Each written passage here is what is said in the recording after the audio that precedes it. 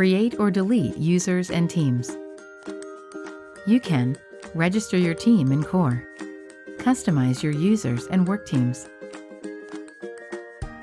These functions are exclusive to the roles of C-levels and directors. New user registration. To create a user, go to the Users module and click on the plus sign symbol to insert your data. General data. Complete the mandatory fields indicated by an asterisk: name, last name, and email. You can also generate an initial password, designate the type of user, and customize the access they will have on the platform.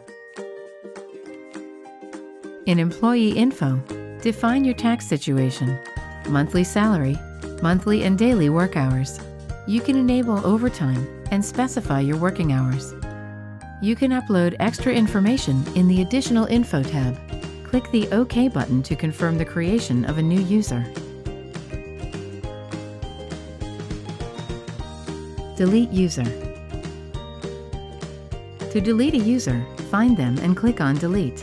You will have two options: do not transfer your information, where you will lose your history of tasks and projects, or transfer the information to another user, where you'll be able to reassign their tasks to other team members without losing useful information for your business.